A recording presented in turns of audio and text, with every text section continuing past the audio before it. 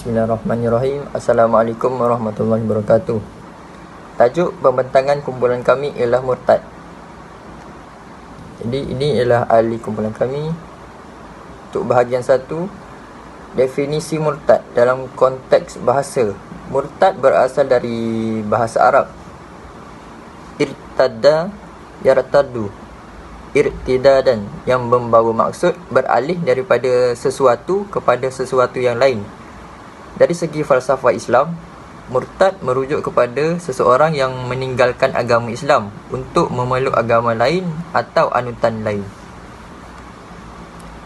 Terdapat beberapa mazhab menerangkan tentang definisi murtad, iaitu mazhab Hanafi, mazhab Maliki, mazhab Syafi'i dan juga mazhab Hanbali. Ciri-ciri orang murtad ialah, yang pertama ialah keluar daripada Islam. Yang kedua, sama ada perisytiharan dengan ucapan, perbuatan ataupun niat. Dan yang ketiga, keluar tersebut, iaitu perkataan, sama ada secara bergurau, ingkar ataupun iktikad.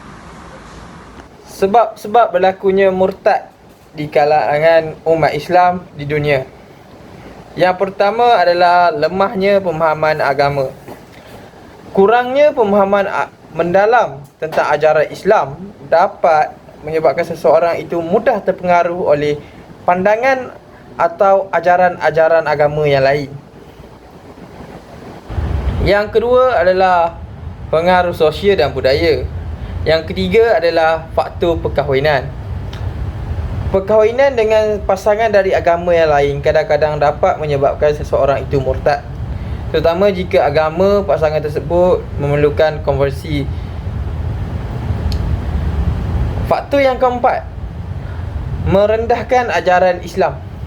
Sikap yang merendahkan atau meremehkan ajaran Islam, kitab suci atau Nabi Muhammad SAW juga dapat menjadi penyebab seseorang itu murtad. Yang kelima adalah tekanan dan paksaan. Tekanan sosial ataupun paksaan dari luar, termasuk diskriminasi atau penganiayaan, juga dapat menyebabkan seseorang itu meninggalkan agama mereka. Yang keenam dan yang ketujuh adalah pencarian spiritual dan kritik terhadap hukum Islam. Kritik terhadap hukum Islam. Pandangan kritik terhadap hukum-hukum Islam yang dianggap tidak sesuai dengan zaman sekarang juga dapat menjadikan faktor seseorang itu murtad.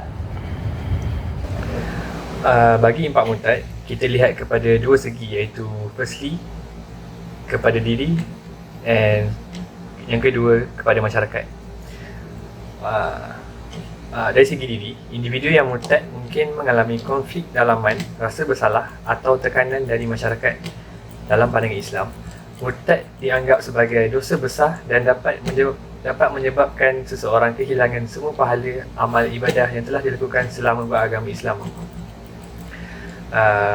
Bagi masyarakat, murtad dapat meninggalkan kesan yang mendalam terhadap masyarakat Islam, termasuk memusnahkan hubungan perkahwinan, menghilangkan hak waris dan wali serta menghancurkan kekuatan ummah.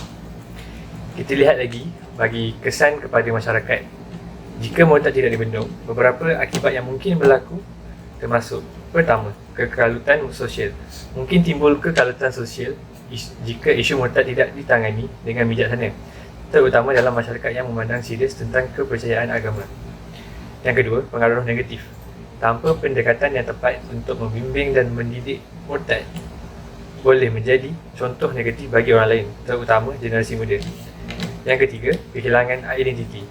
Masyarakat mungkin mengalami krisis identiti jika nilai-nilai dan kepercayaan agama yang menjadi asas masyarakat itu sendiri tidak lagi dipegang teguh. Yang keempat, konflik hukum. Mungkin timbul konflik hukum berkaitan dengan status peribadi dan hak-hak sivil individu yang murtad, terutama dalam konteks undang-undang syariah.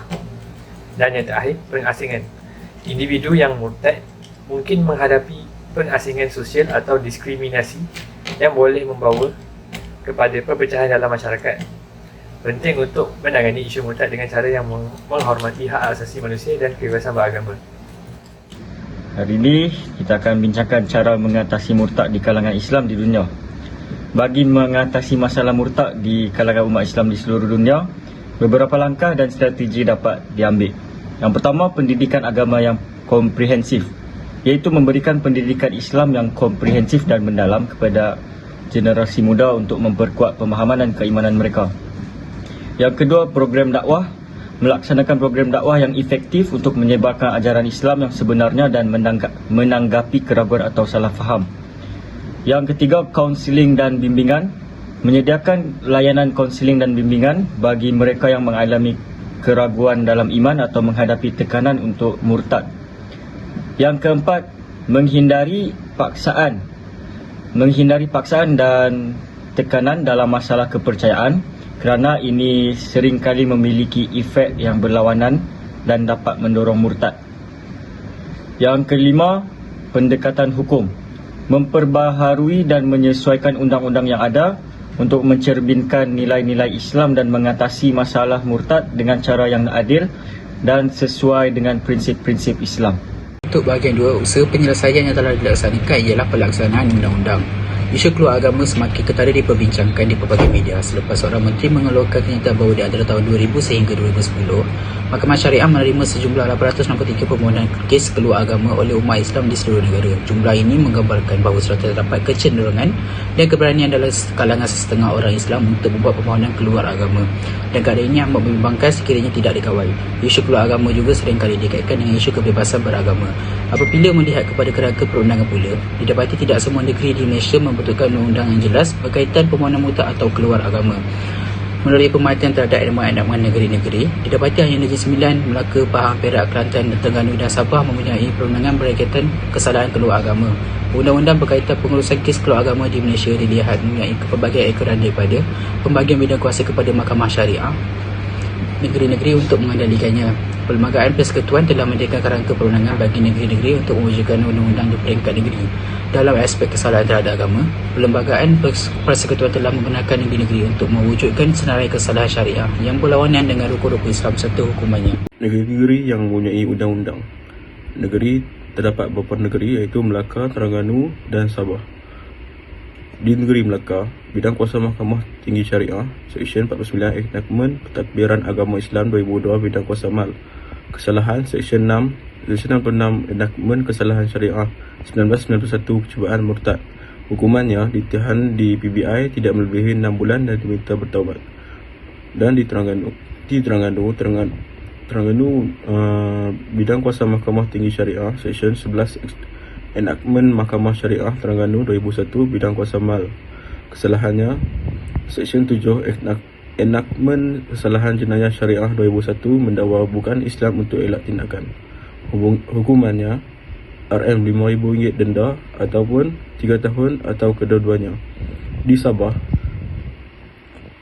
bidang kuasa Mahkamah Tinggi Syariah, Seksyen 11 Enakmen Mahkamah Syariah 2004 bidang kuasa jenayah.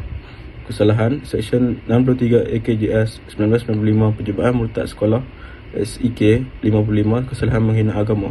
Hukumannya ditahan di Pusat Bimbingan Islam 36 bulan ataupun dan bertaubat. Berikut merupakan negeri-negeri yang tidak mempunyai undang-undang berkaitan isu murtad di Malaysia. Kesimpulannya, penting untuk menangani isu murtad dengan cara yang menghormati hak asasi manusia dan kebebasan beragama, sambil juga menjaga nilai-nilai dan ajaran Islam. Dialog yang konstruktif dan pendidikan agama yang komprehensif adalah kunci untuk mengatasi isu ini. Dapatlah dikatakan bahawa penyelesaian kes permohonan keluar agama di kalangan umat Islam di Malaysia memerlukan anjakan paradigma daripada pendekatan sedia ada. Pihak berkuasa agama dilihat bergerak agak perlahan dalam meneliti realiti kekurangan undang-undang dan peraturan dalam menangani permasalahan yang sensitif kepada agama ini. Hakikatnya, perkara ini perlu dipandang serius oleh semua pihak kerana tugas menjaga agama dan kesuciannya adalah merupakan tugas yang perlu diambil perhatian oleh setiap individu, terutamanya pihak berwajib dan berautoriti. Sekian, terima kasih.